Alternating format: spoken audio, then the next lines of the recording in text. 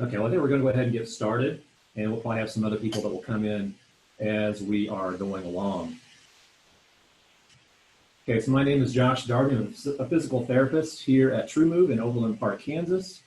And again, we're super excited to share this information with you today. We really feel it's going to be beneficial for you to help you take control of your low back pain and sciatica.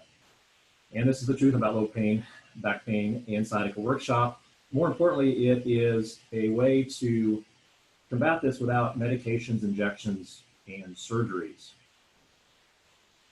A little bit about myself. That is my beautiful family on the right. That is my wife, Megan, to the left of me. And that's my 15-month-old daughter now, Kayla. In that picture, she's about 6 months, and she's just had her checkup the other day. She's tall, healthy, and she's starting to almost walk. She needs a little bit of help with walking, but I know once she starts walking, it's just going to open up a new world for her and also for us trying to chase her down. I went to Wichita State University. That's why WuShock's up in the upper left-hand corner. My background is actually in sports medicine before I got into physical therapy. So I did my undergrad there and also my graduate schooling for physical therapy there. And the icon in the lower left corner is the GIFT program. It's a program that fellowship I was able to complete last year.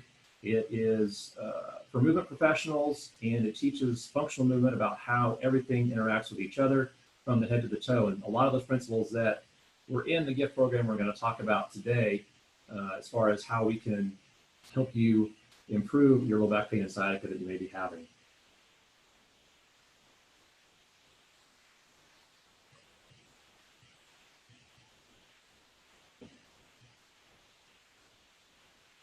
Okay, so today what we're going to do is we're going to talk about the 3 common types of low back pain. We're going to talk about causes of low back pain and then how to successfully treat your lower back pain or sciatica. And stay tuned because we have a special bonus offer towards the end of the presentation. So this presentation, this workshop is for you if you're asking a lot of these questions. Okay, so some of you are coming into this and you've had a long history of back pain. You've had this 15, 20 years or longer, and you're just wanting to know, what else can I do to help my back pain? Do I need surgery? What else can I do? I've tried so many different things. Some of you just have maybe had some acute back pain in the last few months and you're wondering what you can do about it. Some of you just want to be able to work, do things normally, go to the gym, run, and you can't do those things right now because your back pain or sciatica is inhibiting you. And basically everybody just wants to move without pain. So the question comes about, how do we know if we can help you?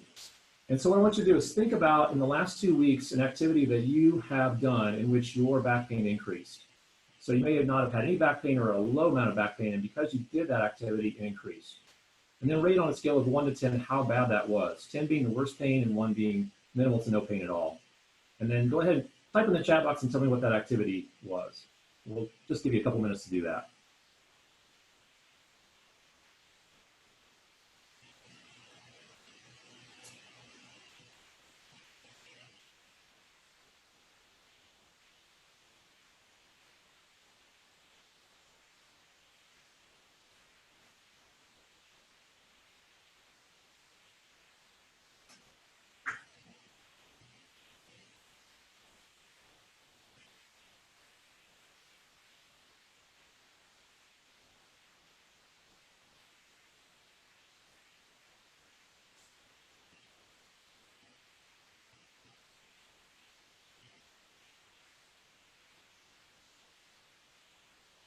Okay. We've got standing, sitting, cleaning out horse stalls, walking, bending over an extended period of time or repetitively, working in the garden, walking for just a few minutes, not sleeping, getting up in the morning. Okay, thanks for telling me what the activity was. Now, here's the thing about all those activities. These are activities which are reproducible. That means that the pain that you are having is from an activity that you were doing, okay? So if it's reproducible, then it's reducible. Some of you said walking. There was a question that came up before the workshop today, which says that, hey, I like to walk for recreation, but every time I walk, my pain goes up to about a 7 out of 10. Am I going to need to do stretches and everything to keep that down? And the answer is yes, movement will definitely help you, because if that activity is brought on by walking, which is a reproducible movement, that means that it's a movement issue, and that by changing the movement, we can actually help you reduce your back pain when you're walking, so that you can walk those 3.5 miles without having as much pain. Okay, so by changing the movement, we can reduce the pain that you're having. Same thing with standing and also with running or any activity that is reproducible. And this just allows you to have less pain and move better. You feel better. You're able to be more active. It prevents you from having other complications such as diabetes, hypertension, depression, and you can avoid going to the doctor and having a risky procedure like a surgery or even an injection.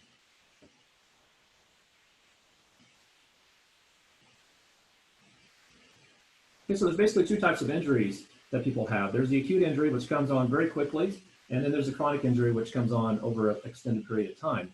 If you look in the upper left-hand corner of the slide, this is where an acute injury happens. Okay, so you fall off a horse, or you get hit by a car, or you have a fall from a tall building, or something like that, something really traumatic. They take you to the emergency room, and you're examined, they test you, you're given some medications, and then you are sent for a treatment from a physical therapist or some sort of medical professional.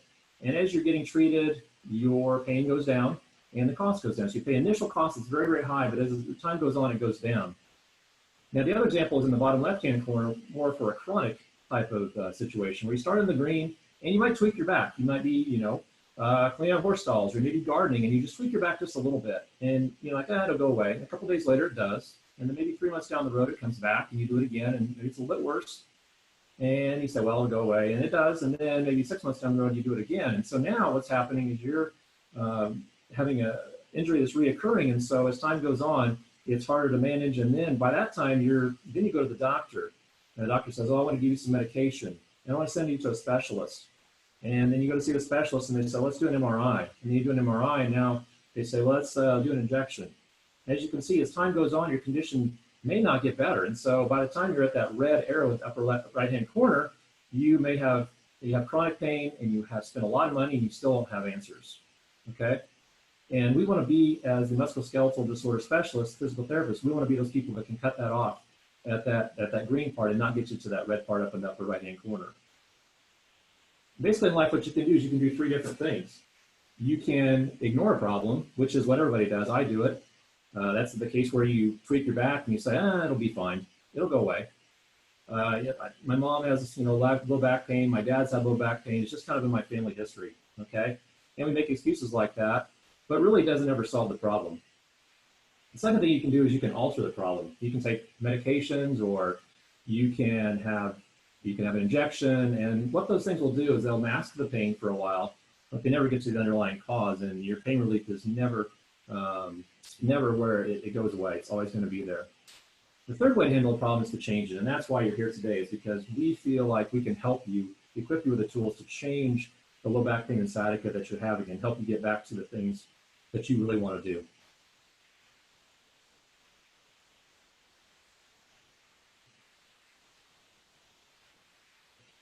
Okay, so let's talk about John. John is a great guy, a pastor here in the Kansas City area, and he has had a long history of back pain. I think he started having it in his 20s, and he is now, I think, in his mid to late 30s. He was having a lot of problems with muscle spasms and pain, and he had a flare-up about 6 years ago, I think, 6 or 7 years ago, in which he could not basically bend forward. He couldn't tie his shoes, he couldn't play with his kids, he couldn't get up and down off the floor, he couldn't really work out, he couldn't do anything he wanted to do. And he went through about 21 months of going to the doctor's offices and getting medications and trying different things, acupuncture, TENS, which is electrical stem, and nothing really relieved his pain. And basically, he had to take a lot of medications to combat his pain and muscle spasms in his back. And if you talk to him, he said, I had a pretty rotten quality of life. And then he was referred to us at TrueMove in 2018.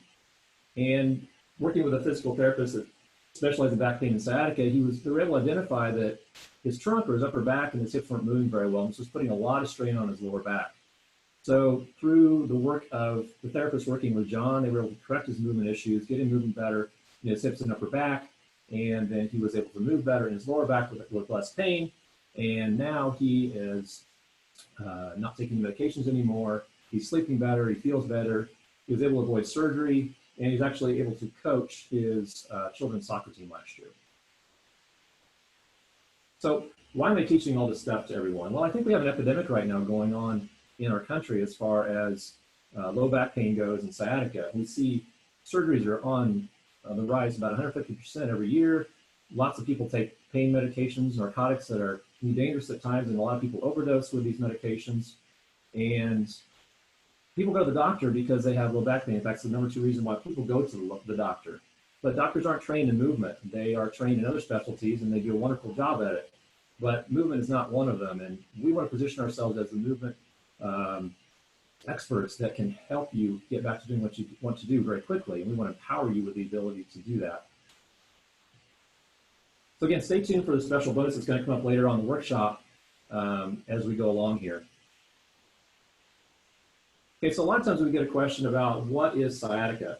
And so let's just kind of go over that a couple minutes before we dive into the 3 types of low back pain.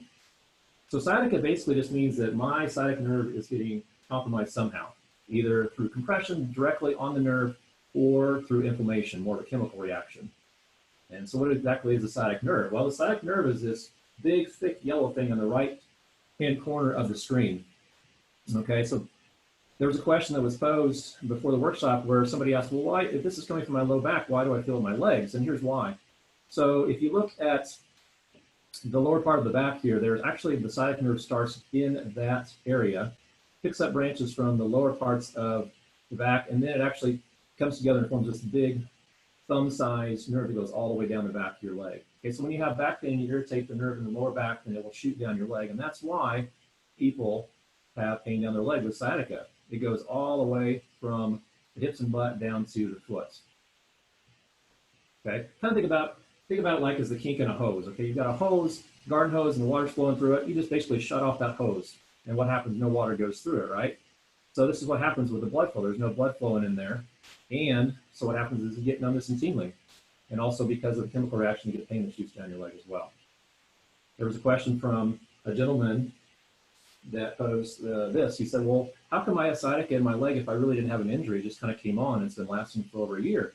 And the answer to that is probably just over time, there are areas in your body, mainly the hips and the upper back, that have become kind of tighter. They don't move as well, and it's putting pressure on your lower back, and it's causing your leg to hurt, or maybe numbness and tingling down your leg.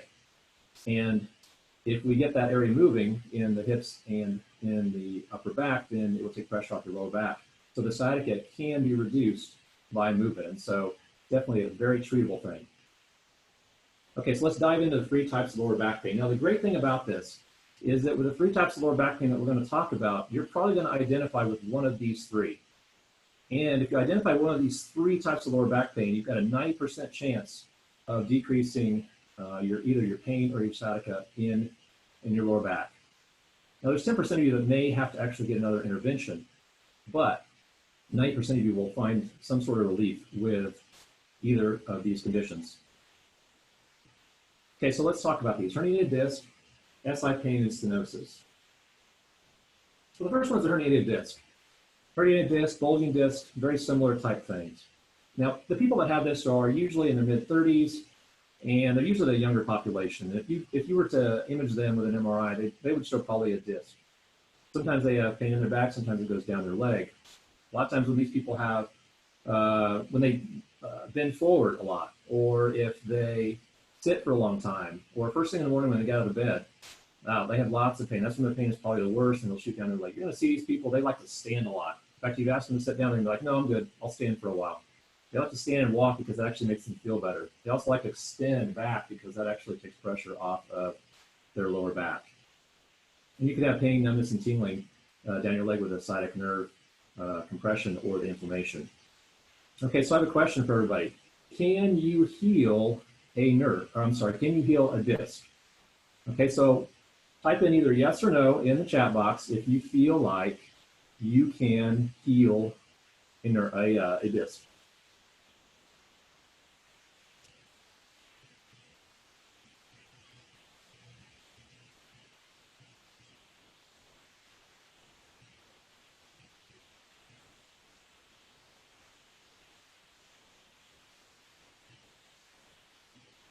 Okay, we have lots of yeses. We have, I hope so. Lots of yeses, a couple of nos. Okay, well, I'm not going to hold you in suspense any longer. The answer is yes, you can actually heal the disc. There have been studies done where people that have been diagnosed with a disc herniation have had an MRI, and they have gone through treatment, physical therapy included, and these people improved and got better. They re-image these people about a year later, and the people actually, they find no herniation in their disc. The disc has healed itself and no longer have pain or sciatica down their leg. So it definitely is very healable. In fact, 80% of people that have physical therapy see some sort of result with either their disc bulge or their sciatica or the pain in their lower back. Whereas 50% of the people that have surgery only get relief from their symptoms.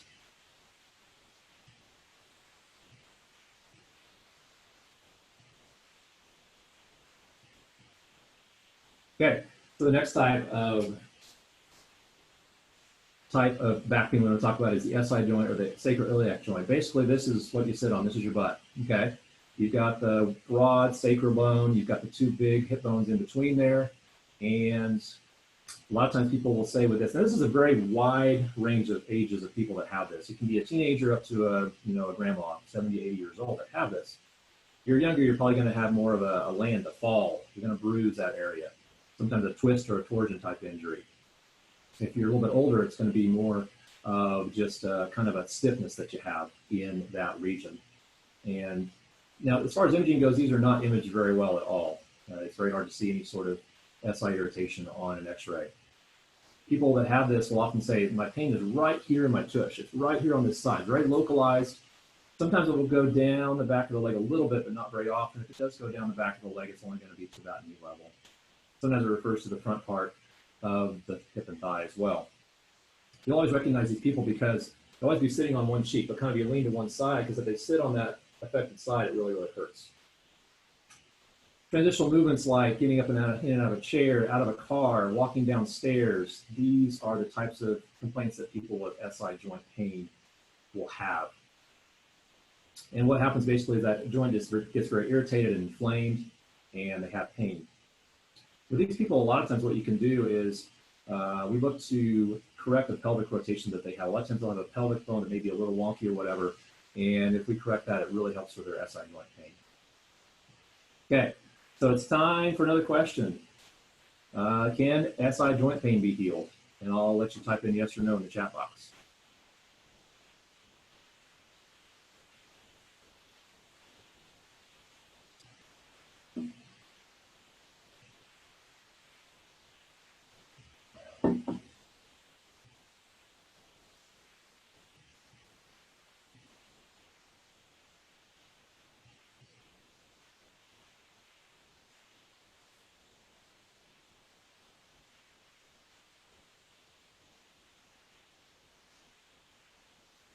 Okay, so the answer to this again is yes.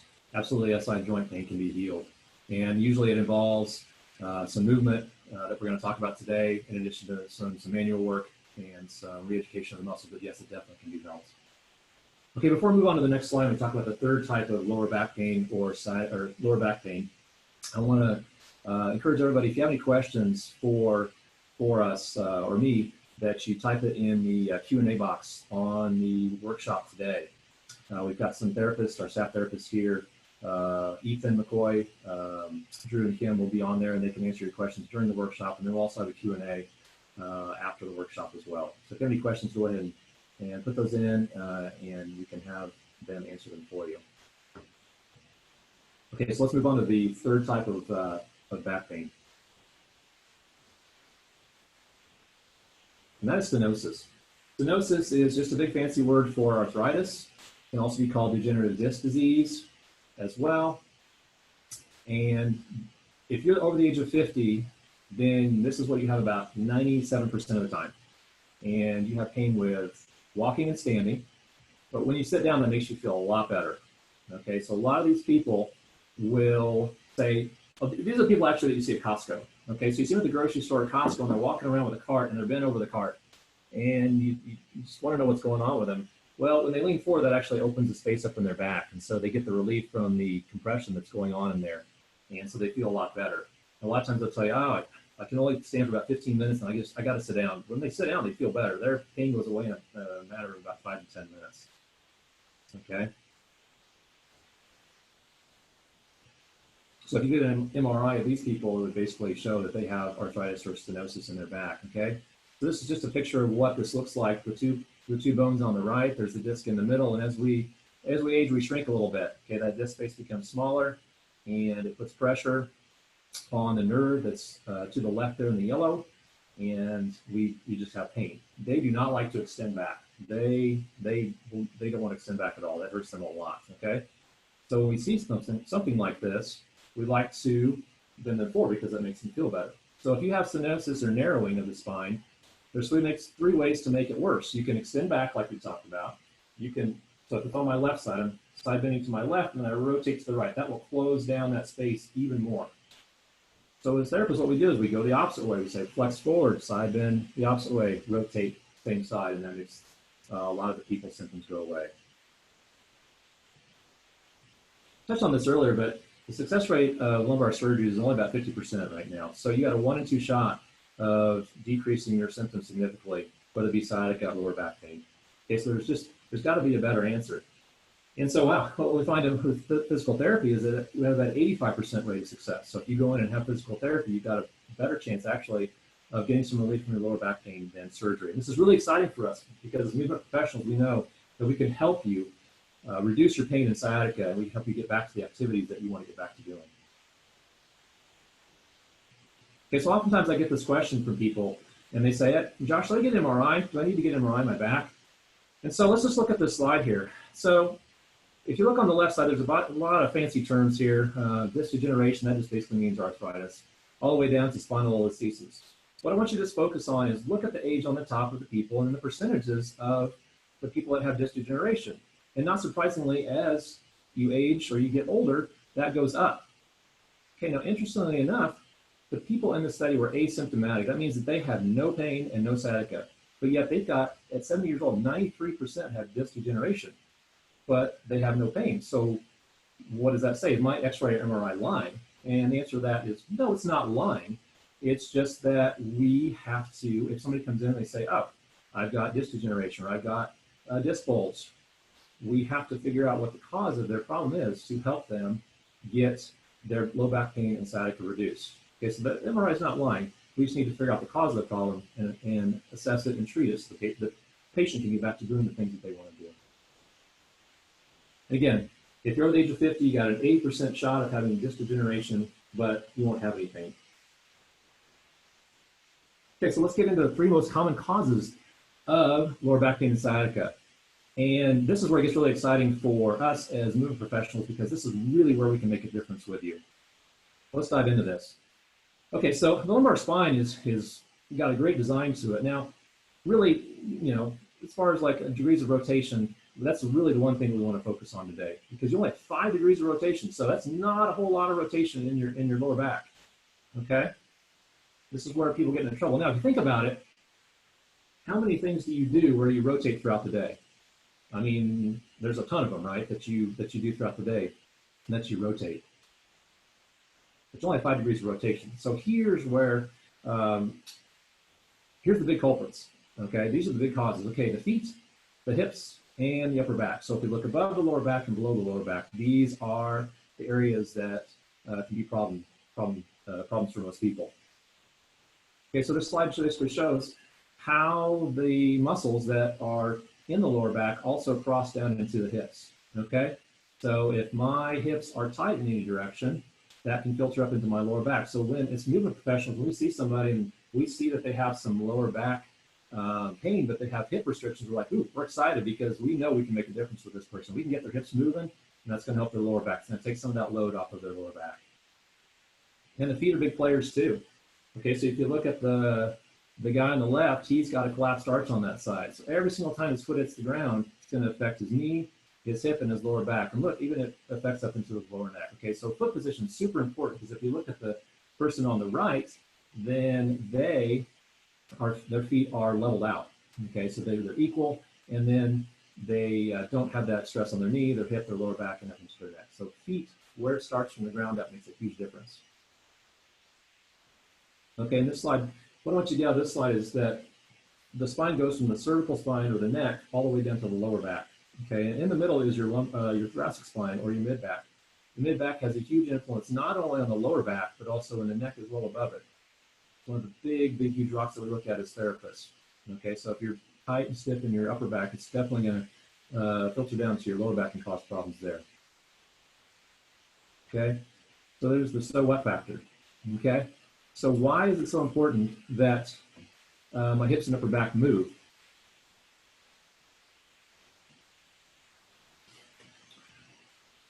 And the reason is this. Okay, so let's say that you are sitting in your chair right now, okay? And your hips are locked down. Your hips aren't moving, but you can move your arms and your trunk. So what I want you to do is I just want you to turn to your right. And I want you to go as far as you can until you have to stop because you might feel a pinch in your lower back, okay? So that's what happens. If you lock down the hips and you lock down the upper back, guess where that goes? It goes down into your lumbar spine. So that's why these two areas are so very important because the lower back gets caught in the middle and it really has no place to hide. Okay, so what does successful treatment look like for these people that have, or you that have low back pain and sciatica? Okay, so successful treatment is many things. First of all, it's individualized, okay? No two people are ever alike. So if we have 10 people come in with stenosis or arthritis in their back, we're gonna look at people and they're gonna show 10 different presentations. We're gonna treat them 10 different ways. They're all gonna be different. And so you have to be individualized with everything. We have to take a whole body or global perspective. We have to look at everything from the head to the toes. And we're going to show you a video of that in just a second, how we assess somebody that has stenosis or lower back pain or disc herniation. It's very hands-on as well. A lot of times people, when they come in, they've got back pain, but they got a lot of spasms, they got a lot of trigger points. We got to work on those things to loosen them up so that somebody can move better. And the main thing is we combine this with movement and exercise, and we really educate the patient on what they need to do at home. We want them to take control and have power over their low back pain so that they can help to improve that. Okay, so you got to find the problem first. Okay, and this is the big thing from the workshop, in my opinion, or in my mind, is it's never the low back's fault. Okay, the low back it gets a lot of blame, but it's really never ever its fault. We got to look at the guys above and below it: the upper back, the hips, and the feet.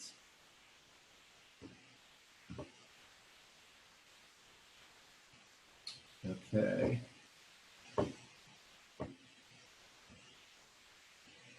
See if we can play this video.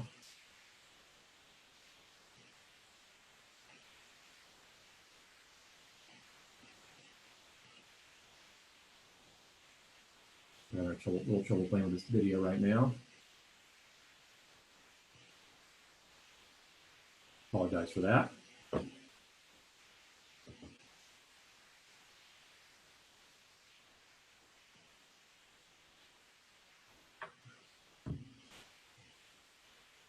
Okay, I apologize. Had a video here where we're going to show Kenny as he goes through motions in the lower back. Or sorry, do an assessment for lower back and show him doing some different movements. I apologize we couldn't get that video to play for you. But basically what that video was going to show that Kenny was going to move in all different directions, forwards and backwards. He was going to go side to side, and he was going to rotate in all the different directions. And he was going to move his arms, he was going to move his legs, he was going to lunge, and we were going to look at everything moving in unison with each other. And we were going to figure out where, if he had some pain with certain movements, and then also where he didn't have pain. And it just gives us a really good idea of where we maybe need to start our treatment approach with him. Okay, so the solution to anybody that has low back pain and sciatica is this: you got to know where the problem's coming from. Okay, and we also have to empower you with the tools to allow you to do this at home. What type of movement do you need to do, and where do you need to move from to help with your lower back pain? Okay, and we need to be able to do that to change the stress on the area that you're having right now in your lower back. Okay. what we'll do is we'll send out an email on, since we couldn't get the video, we'll send out an email that has a link to the video you can watch. Can you go through those movements? And we'll send that email out to everybody. Okay, so here's what we're going to offer today for everyone. We're going to offer a free natural back pain relief consultation. Okay, this is going to be 30 minutes with an expert in low back pain and sciatica, and it's going to be either in person or online. It's your choice. You're going to learn the type of back pain that you have, the cause of your low back pain, and how to successfully treat it. Okay, this is going to just give you that confidence to take control of your health and give you hope going forward. Okay, so here are the bonuses that I was talking about. You're going to get a couple things. You're going to get an invitation to Healthier You, which is our online educational platform. You're going to get the Foam Rolling for Low Back Pain course that Ethan, one of our therapists here, has designed. It's awesome. I've done it myself. It's some really good tools on how you can alleviate, just get yourself moving better so that you can help with some of the low back pain that you're having. Also, we're going to offer a free class for laser or dry needling. Actually, I should say free class for laser and or dry needling treatment included with a free in-person assessment. Okay, so what the heck is a class 4 laser? Okay, class 4 laser is the best laser out there right now. And so I'm going to geek out on you a little bit. This is going to send you back to biology class in high school. And what a laser does is it sends light basically into the cell. Okay, and mitochondria are the energy sources of the cell. It actually increases the energy into the cell, which allows for healing. Okay, so it's a really cool thing. People that have arthritis really, really benefit from the laser treatment. Dry needling is a form of treatment where we go in, there's a small little needle, we go in and we actually go in and try to relax the muscle, getting a twitch response. A lot of muscles are gunked up, they're tight, they don't allow you to move because they're protecting the lower back. And so we go in there, we help to ease the tightness in the muscle, and then we combine that with movement and exercise, and people get a really good result. So that's going to be included in the free in-person assessment.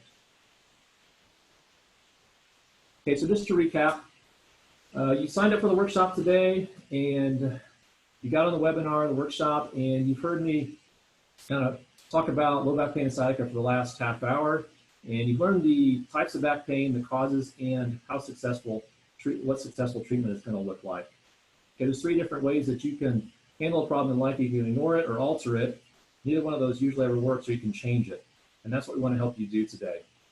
Okay, so we want to help you find the reason for your back pain through our free natural back pain relief consultation. So the question is, what's it cost normally? Well, if you do a cash pay, it's usually about $100 for the consult, and $40 for dry needling, and then $40 for laser, which can be around $180. If you do go through your insurance, it's going to be between $150 to $250 plus. Okay. Now this is a limited time offer today. This is just for people that are doing a workshop with us. We don't offer this to the general public. This is a free in-person or online assessment with our low back pain and sciatica experts. There's only 15 spots that we're going to open up for this, and it's first come, first serve. And what we're going to do is we're going to put a link in the chat box, and if you click on that link, that will help you to grab a spot. And so I'm going to put that link up right now, and you just click on that link, and that will reserve your spot with one of our low back pain and sciatica experts. Okay, so I want to thank you for coming and participating in the low back pain and sciatica workshop. We will open it up for questions through the Q&A. If you have any additional questions after today, you can reach us at pt@truemovekc.com. Again, we want to thank you for coming, and we will, again, answer any questions that you have. We're also going to put the link in that we had at the first part of the presentation so you can sign in, and that will allow us to know that you did attend the workshop today. I'm going to just do that right now.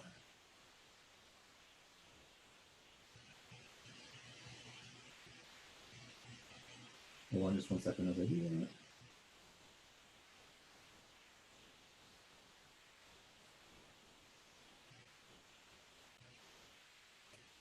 Okay, there's a link for the so you can sign up for attending the workshop. and we'll hang out here for a few more minutes and we'll answer any questions that you guys have.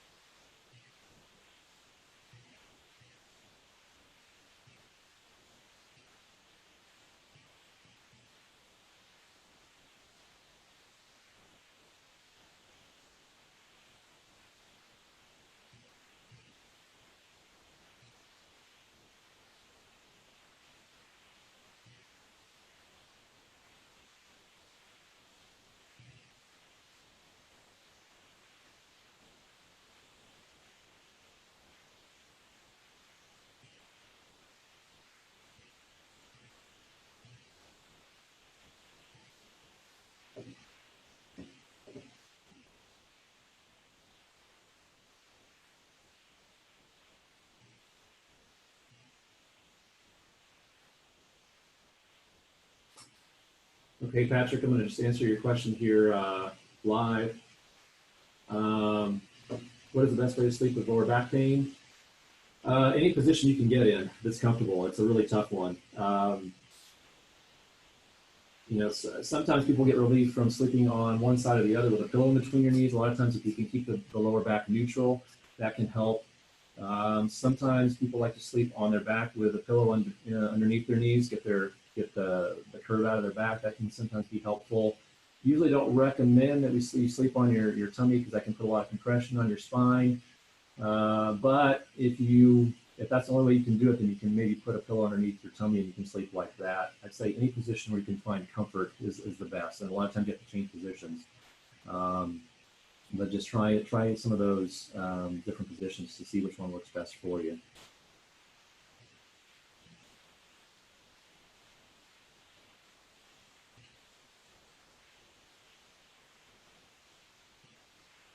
No problem, Ken.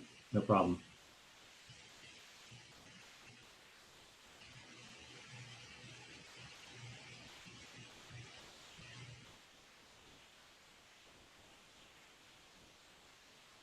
Okay, Ken, sounds good, man. We'll do it.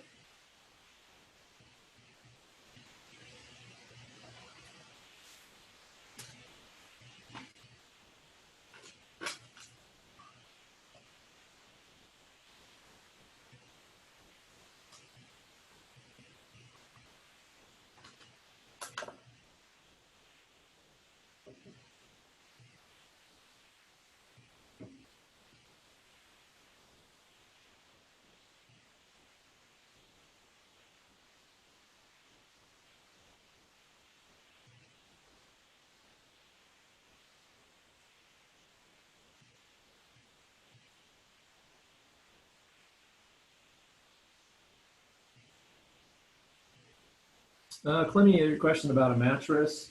I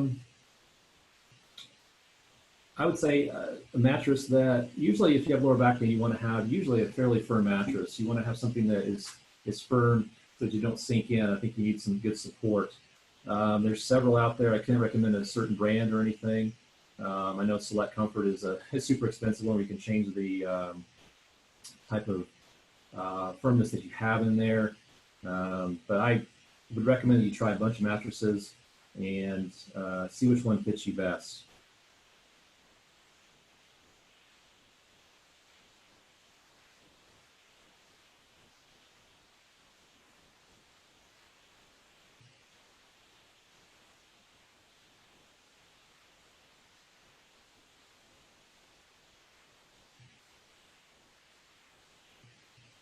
Tanya is running, not recommended for folks prone to lower back pain. Not necessarily. If you have lower back pain, again, like we discussed in the workshop, there's probably a couple areas that you need to look at.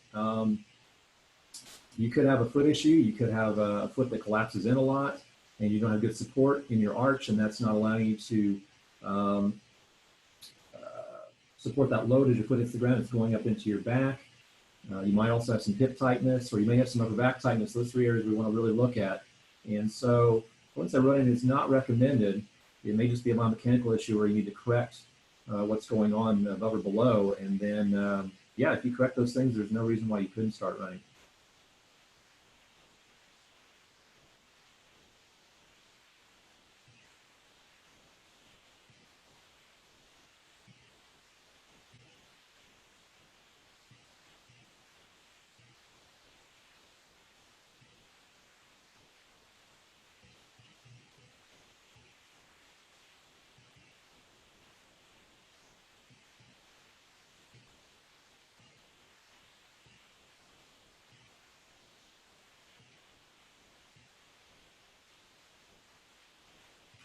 Now, Terry, I'm going to direct your question to Jamie, our insurance billing expert, okay?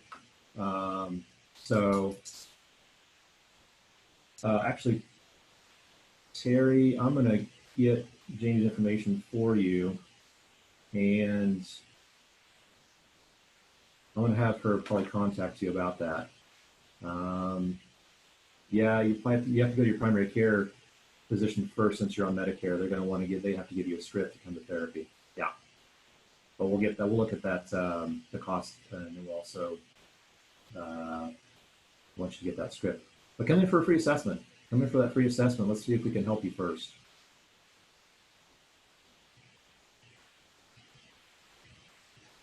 Yes, Susan. If you click on the link, our front desk staff will contact you. Yep.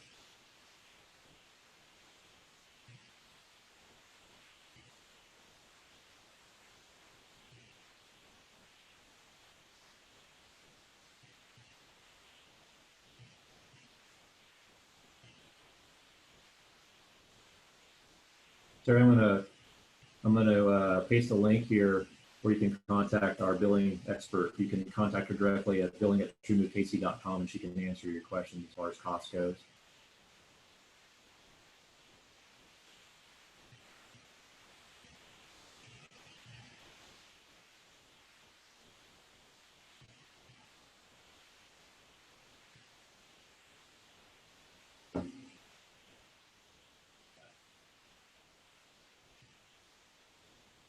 Okay.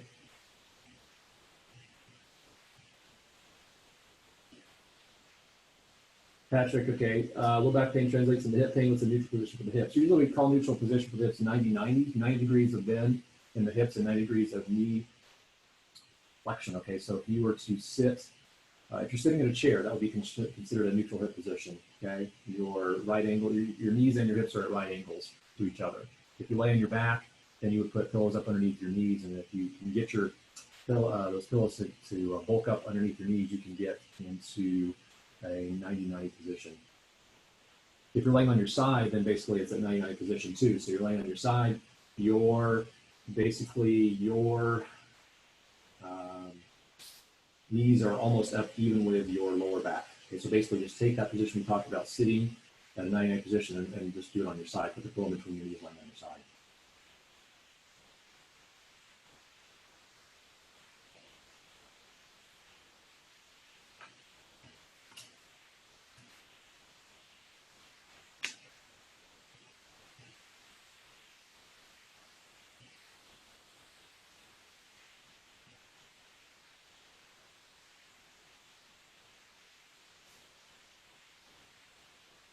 Okay, Marcus, how does sleeping affect low back pain?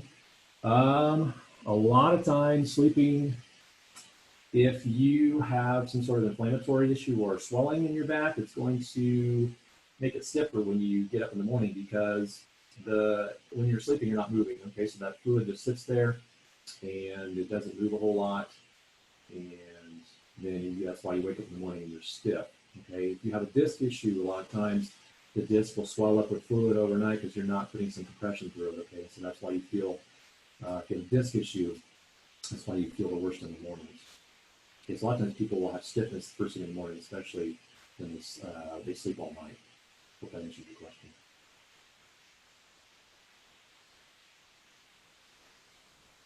Is it possible to pinch a nerve? Um, Pinch is kind of a relative term, I guess. There's compression. Okay, so if you think about the disc, quote unquote, kind of pinching the nerve or putting the space, putting pressure on it, I guess you could pinch a nerve. Kind of a relative term. It basically just means that nerve's ticked off. It's giving you, pain and notice some tingling. So pinching a nerve is kind of a relative terminology, but basically the nerve is being compromised.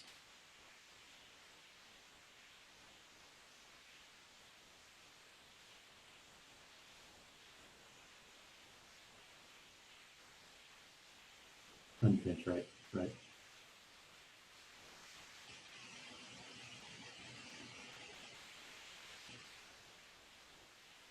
Is it okay to foam roll the IT band? Yeah, you can foam roll the IT band. IT band is kind of a thin. It's a thin band along the outside of your leg. It's it's really uncomfortable to, I find it really uncomfortable to foam roll the IT band. Something you can do. Um, it's easier to, of course, foam roll the hips, foam roll the hamstrings in the back, the quads in the front, the calves. What we find a lot of times is that the IT band is composed of a couple of muscles in front and on the back of the hip up top near the little ball on the side. And a lot of times if we address that issue, then the IT band itself will calm down. So it's okay to foam roll the IT band, but again, the cause is probably coming from, they go a little bit higher in the hip.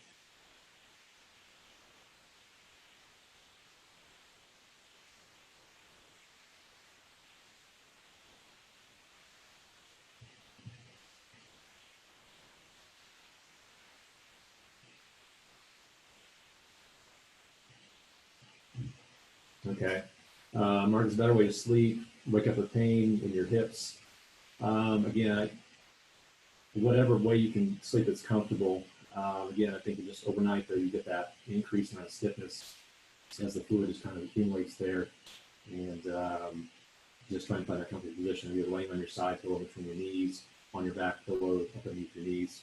Sounds like you almost really need some sort of movement correction, like you need to move better through your hips possibly, or maybe move better through your upper back, and that could actually calm down some of that feeling that you're having in your hips.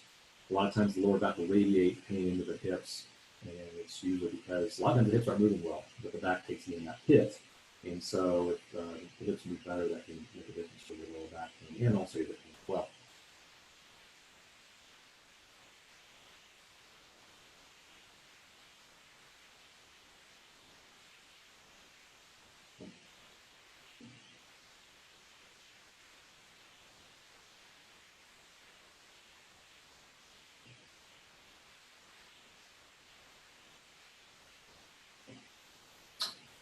Liz, first pain of all tests are reported as normal. Can scar tissue from previous surgery cause compression on the nerve? Absolutely. What happens a lot of times is that you have a surgery and then that scar tissue actually gets kind of formed around the nerve. Okay, we call that adherent nerve roots. And so what happens is it'll shoot down your leg when you do a certain position a lot of times. Usually flexion will cause it to kind of zing down your leg a little bit. And it just kind of pulls on that nerve and the fibers of it, and it gives you that zinger that you get down your leg. So usually you have to get more mobility. You actually have to mobilize the nerve a little bit to get that scar tissue to kind of quote unquote break loose. Can be a cause of that. It may not be the only cause of that, but it's usually sometimes that can happen with a surgery.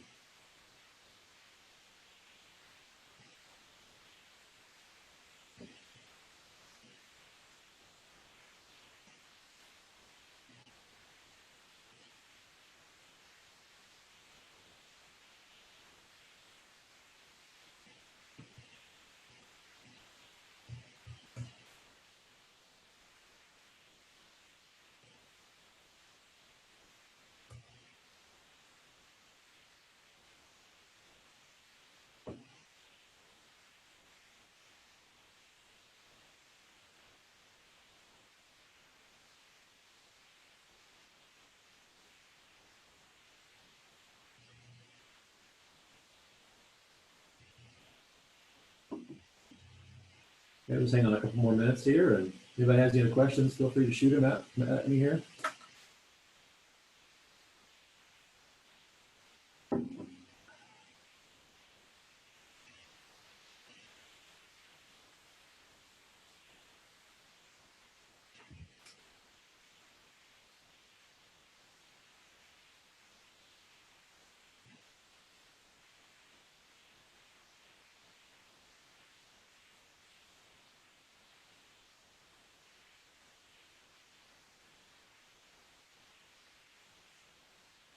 And if you have any questions following the presentation today, go ahead and you can email us or call us or get in contact with us. I know a lot of times you'll go through the presentation and then you'll have a question following that you didn't think of, and that's fine. Go ahead and contact us. We'd love to answer any questions that you have.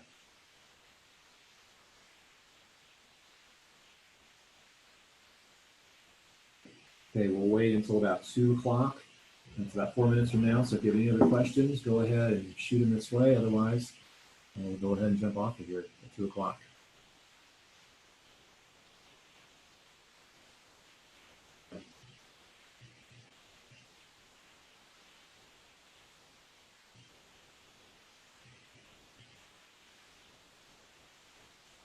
Hey, Marcus, yeah, I mean, you tried dry needling.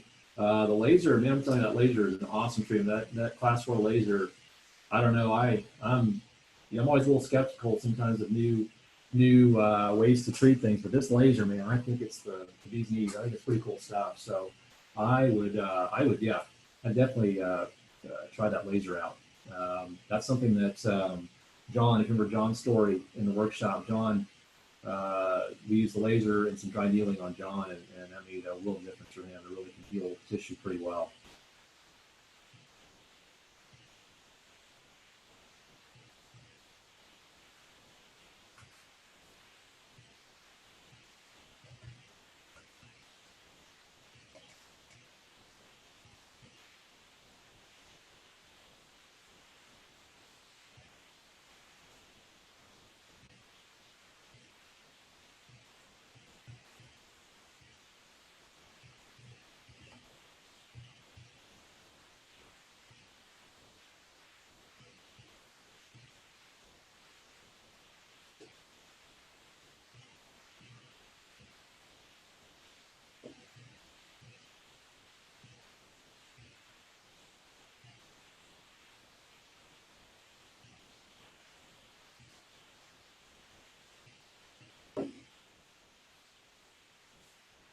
Okay, a couple more minutes. We'll answer any questions anybody has.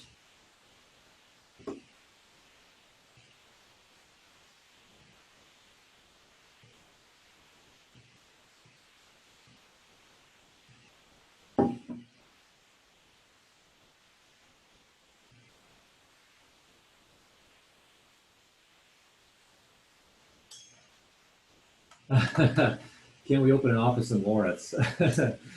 um, oh, you never know. I mean, if we ever look to expand, we might go west. Can I have some tickets to some Jayhawk games? Does that count? Maybe a fair exchange? I mean,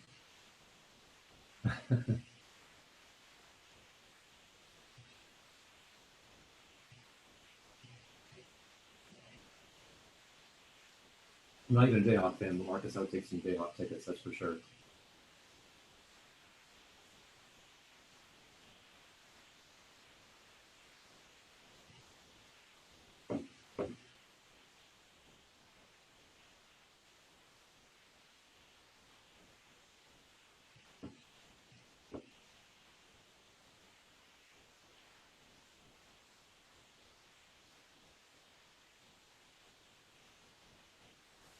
Okay, everyone, I'm going to go ahead and we're going to sign off here. I just want to thank everybody again for signing up and participating in the workshop today. We hope and pray that you get some good information from here, that you identify with one of the 3 types of lower back pain, and that in any way that we can help you out, please let us know. Jump on one of those. If you're able to jump on one of those free consults, awesome. We'll be looking forward to seeing you here, either in the clinic or online soon. And again, reach out if you have any questions about anything. Reach us via our phone number on our website, truemove.kc.com, or reach out to us at the email link provided there, pt@truemove.kc.com. And thanks again, everybody.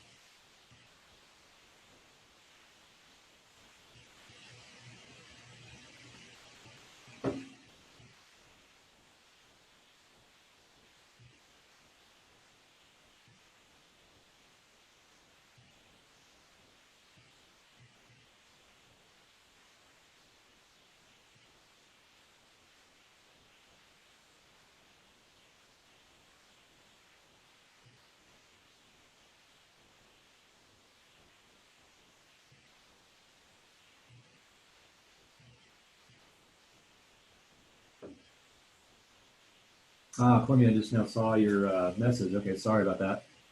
Clemmy, I'll call you. I'll give you a call, and we can discuss the question you just asked. I'll give you a call later this afternoon, actually, okay? Give you a call and talk about it. Good question. All right, everybody, I'm gonna sign off. Have a good rest of the day and weekend. Thanks.